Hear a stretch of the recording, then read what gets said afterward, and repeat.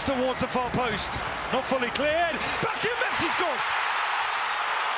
Suarez. Giordano's men.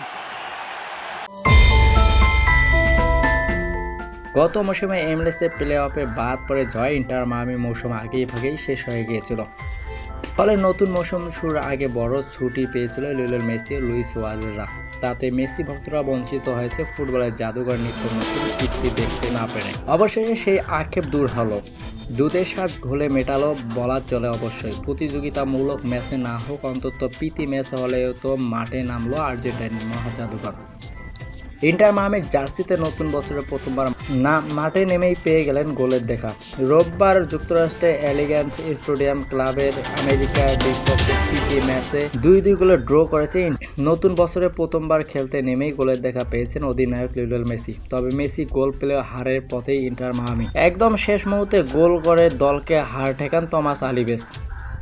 এমএলএসের নতুন মৌসুম শুরু হবে ফেব্রুয়ারিতে। তার আগে নিজেদের ঝালিয়ে নিতে প্রীতি ম্যাচ খেলেছে ইন্টার মায়ামি। ক্লাব আমেরিকার বিপক্ষে এই প্রীতি ম্যাচে নিয়ে নতুন বছরে স্বাগত জানালে লিওনেল মেসির দল।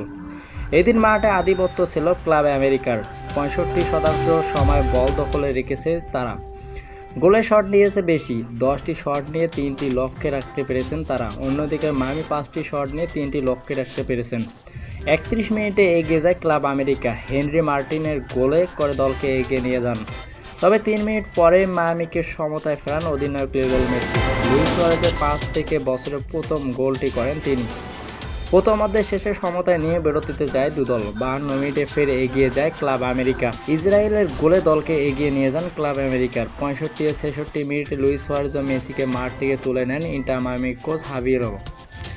খেলার দলবদলে অবশ্য গোলের দেখা পাচ্ছিল না ইন্টার মায়ামি। হারেই তাদের নিয়তি মনে হচ্ছিল, কিন্তু শেষ বাঁশি বাজার ঠিক আগ মুহূর্তে গোলের দেখা পায় ইন্টার মায়ামি। 20 বছর বয়সী আর্জেন্টাইন সেন্টার ব্যাক থমাস আলভেজের গোলে সমতায় ফেরান দলটি। এরপর টাইব্রেকারে 3-2 গোলের জয় নিয়ে মাঠ ছাড়ে ইন্টার মায়ামি। ইন্টার মায়ামির পরবর্তী ম্যাচ 30 জানুয়ারি।